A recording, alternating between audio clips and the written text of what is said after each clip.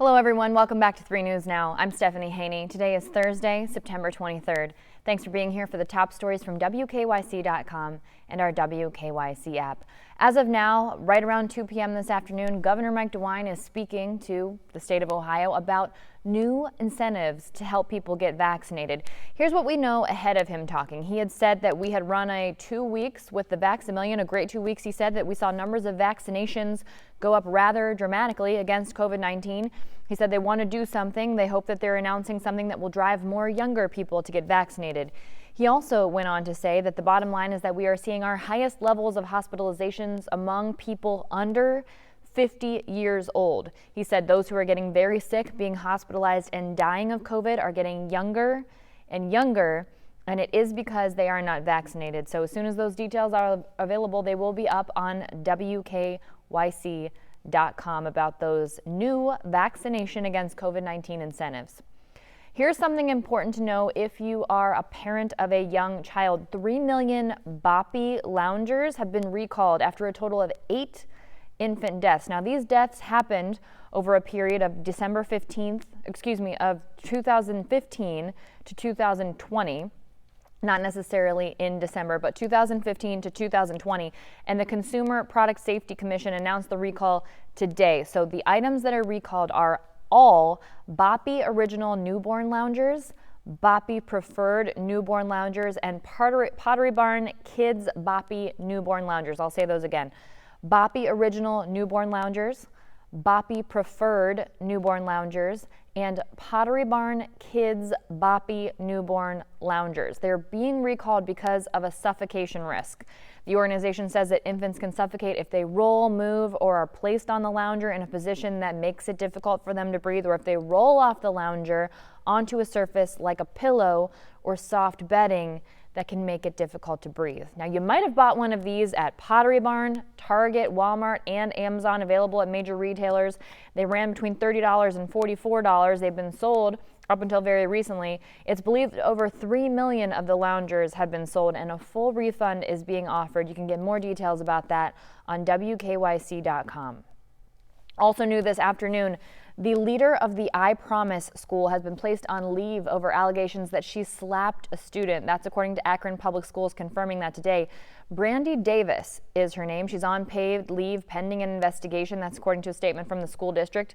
Placed on leave on Wednesday, and parents and staff at the school were notified Wednesday night. That's according to district spokesperson Mark Williamson. This is a developing story. We will have more for you on WKYC.com. We also know the details for the funeral arrangements now for Cleveland Bishop Emeritus Anthony Pilla, who passed away on Tuesday at the age of 88. He was the Bishop of Cleveland from 1981 through 2006, and he'd been Cleveland's Bishop Emeritus since retiring in 2006. Now we know that his funeral will begin with Vespers at 3 p.m. on Monday, September 27th, so that's next Monday, in the Cathedral of St. John the Evangelist. That's on Superior Avenue here in Cleveland. His funeral mass will then happen on Tuesday, the following day, September 28th at 11 a.m. in the Cathedral of St. John the Evangelist. And interment will be at the Resurrection Chapel in the cathedral. If you'd like to see details on who will lead each portion of that service, we have those details on WKYC.com. Now we have the latest COVID-19 numbers for you from the Ohio Department of Health. In the last 24 hours, there have been 7,475 new reported cases of COVID-19. Right now, there are 3,700 people who are currently in the hospital being treated for COVID here in Ohio. And out of those 3,700 people, 1,063 of them are being treated in the intensive care unit.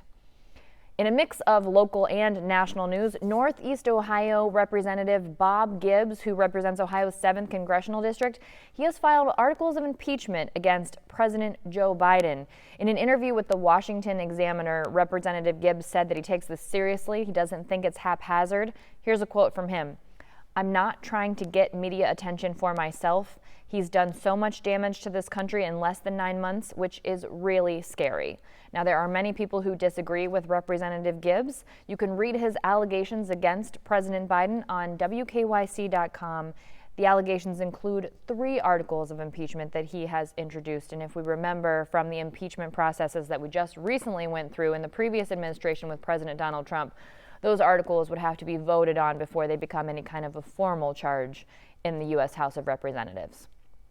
And now I think this is a great time for a good news break. You know, we do this every week. It's a show called It's All Good News. It's on YouTube. Usually comes out on Wednesdays at 1 p.m. We have it out for you today. And in today's episode of It's All Good News, we get to meet a little girl who is winning games as the quarterback of her Pee Wee football team and doing an incredible job at it. We also get to meet a little boy who is the subject of a very popular video online. You may have seen he is tipping his hat to Disney princesses, and it could not be more adorable. And we have an update on someone who was in our previous episode. Brock Calloway is his name. He's 6 years old, and he's from the Canton area, my hometown.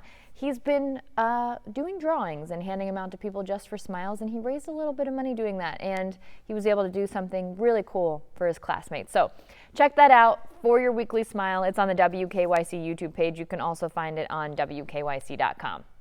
Taking a look to the weekend, Cleveland Browns' Odell Beckham Jr. has talked to the media for the first time in about a year, aside from his annual youth camp in late July, talking about whether he'll play on Sunday against the Chicago Bears. Odell Beckham Jr. keeping tight-lipped about it. He said, "We'll see," with a smile and a shrug. Now, if he does play against the Bears on Sunday, this will be the first time that he's played since tearing his ACL in the first quarter of Cleveland's Week 7 win over the Cincinnati Bengals last season on October 25th. He's a three-time Pro Bowl wide receiver, and he did participate in Browns training camp, but it was on a limited basis. Ultimately inactive for the first two games for the Browns this season, the season-opening loss against Kansas City and last Sunday's win at home, the home opener against the Houston Texans. His absence from the first two games was a surprise for some, but it did line up with his recovery plan. By the way, on Thursday, he had mentioned that he had targeted an 11-month recovery, and putting him in the field on Sunday would be right in line with an 11-month recovery because, as we just said, the injury happened on October 25th. Today's September 23rd. By Sunday, we will have passed the 25th. You get it. You can do the math. That's an 11-month recovery. Beckham said that he started to progress faster and faster, and he says, "I'm just following God's plan. He put me in a good place to be here. Right now, it's just a day-by-day process." Now, this week is also the first time that OBJ has been full go at camp. That's key to getting back on the field. And Cleveland head coach Kevin Stefanski isn't ready to officially declare that he will be playing against Chicago, but he's not ruled it out. He said the plan is to practice Wednesday. That's what he said earlier this week, and see how it goes this week. But I am not ruling him out, which a lot of us are very excited to hear, especially now that wide receiver Jarvis Landry had his injury, so he's going to be out for a couple games. Would be great to have OBJ on that field and ready to catch the ball. Now, let's talk about the Cleveland Cavaliers because Darius Garland, he's a point guard for the Cavs. He's getting ready to enter his third season in the NBA, and fans are really hoping to see something big from this 21-year-old. You know, the Cleveland Cavaliers got him with the number 5 pick of the 2019 NBA draft, and he does have a big fan. One of his big fans apparently is Golden State Warrior Stephen Curry. It was on Wednesday's episode of the Bill Simmons podcast where ESPN's Zach Lau and longtime NBA reporter Jackie McMullen were talking. And McMullen said that he talked to Steph Curry a couple of weeks ago and was asking him about young players that may have reached out to. And he said Darius Garland. McMullen said that he loves Darius Garland a lot. A lot. He thinks that kid is going to be a flat-out star. That's McMullen's words. Now, earlier this year, Golden State forward Draymond Green said that he was one of the hardest players to guard.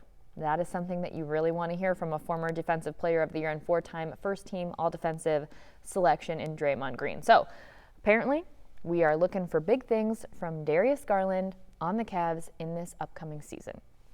If you're looking for big things to watch at home, Netflix has announced a new batch of true crime documentaries and, yes, a second season of Tiger King. That is coming out this year. There's only a couple months left this year, so we will see that very soon. According to Netflix, 64 million houses watched the first season of Tiger King in its first 4 weeks on Netflix.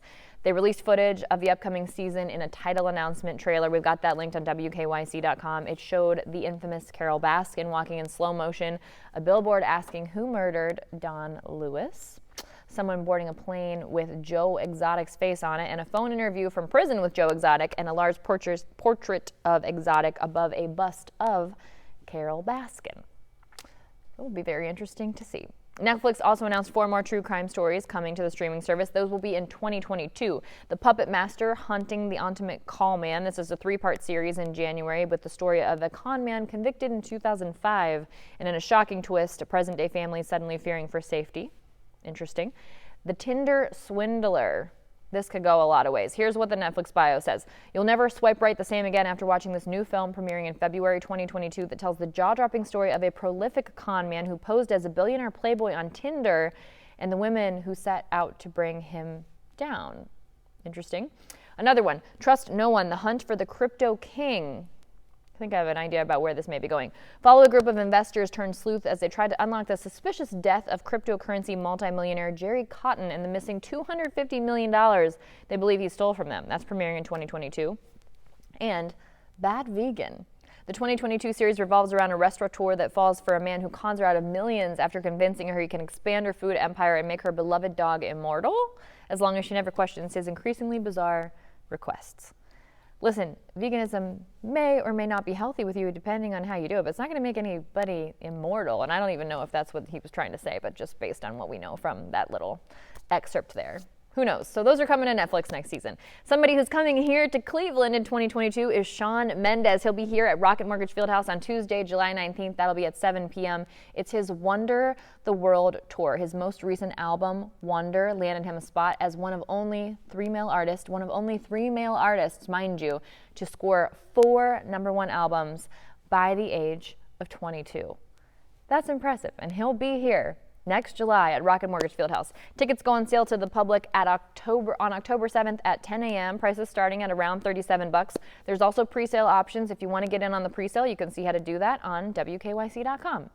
And today we are celebrating the relationship between a father or a father figure and children, because today was the Father's Walk. This is an event that started back in 2006 in Cuyahoga County. It's grown every year to include surrounding areas.